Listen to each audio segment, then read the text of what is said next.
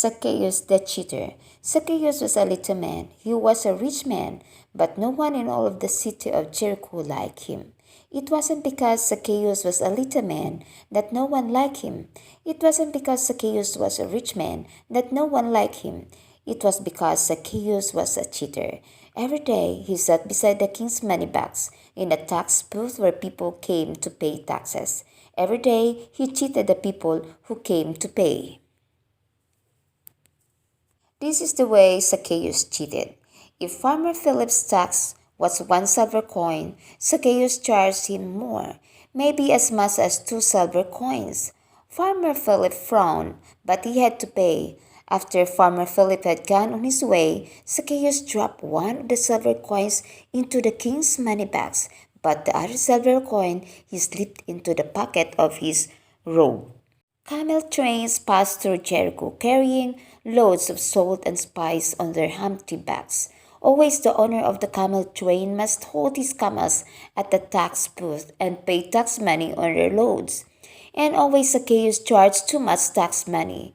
Yes, Zacchaeus was a cheater, and no one at all likes a cheater. But one day something happened that charged Zacchaeus' ways. Down on the river bank, not far from Jericho, came John the Baptist to tell about Jesus and to tell about heaven. Zacchaeus joined the listening crowd at the river. As he listened, a wish began to grow in his heart, and the longer he listened, the bigger grew his wish. Zacchaeus wished he could change his cheating ways, but how could he change his ways? Repent, said John. Be sorry for your cheating. Pay back the money you have wrongly taken. Zacchaeus hurried away from the river. He would do as John said. He would find Farmer Philip. He would find the owner of the camel train and all the other people he had cheated. He would tell them he was sorry. He would promise to pay back the tax money that he had wrongly taken. Surely the people would believe him when he said, "I'm sorry, I cheated you." But when Zacchaeus said, "I'm sorry," not many people believed him. He told one another, "He's always been a cheater. He'll always be a cheater." They shook their hands and turned away. What's more, no one would go to Zacchaeus' house. No one would eat with him.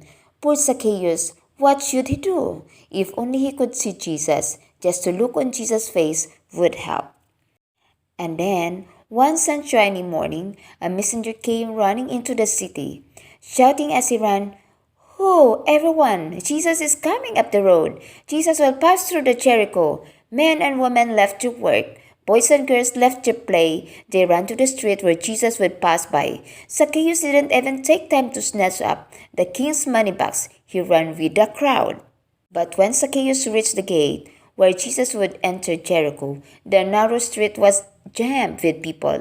He was too short to see over their heads, and no one would make room for him. Zacchaeus ran here, he ran there, trying to find a place where he could see.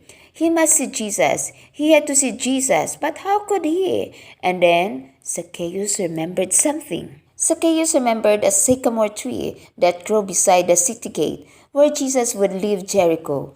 The sycamore tree was old, so old its branches had grown far out over the street.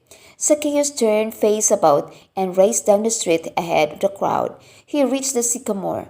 Up, up, up he climbed. What matter if he tore his fine robe, if only he could see Jesus?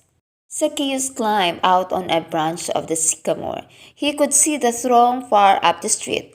People were shouting. Some waved palm branches. Zacchaeus shaded his eyes to see better. The man dressed in the white robe. Around whom all the crowd pressed. That man must be Jesus, and those men trying to make room for him to walk, they must be Jesus' disciples. Slowly the crowd came nearer and nearer. Closer, closer, closer came the crowd toward the sycamore tree beside the gate. Now Zacchaeus could see Jesus' face. Never had he seen a face so kind. If only he could talk to Jesus. Tell him he was sorry he had cheated. Tell him he would pay back all the tax money he had falsely taken. Would Jesus believe him? Or like those others, would Jesus shake his head and turn away? Zacchaeus leaned down to have a last look as Jesus walked under the sycamore tree, but Jesus didn't walk on. He stopped. He looked up.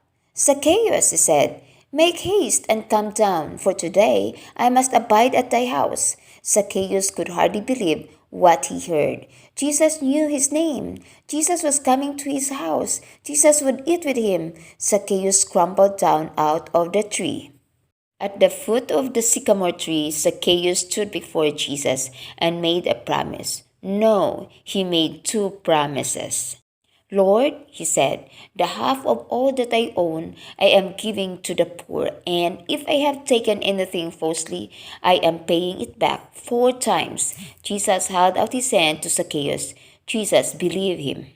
Jesus believes me. When beside my bed I pray, I am sorry, Jesus, that I cheated in a game today. He holds out his hand as he did beneath the sycamore. I believe you, child. Tomorrow, play, but cheat no more.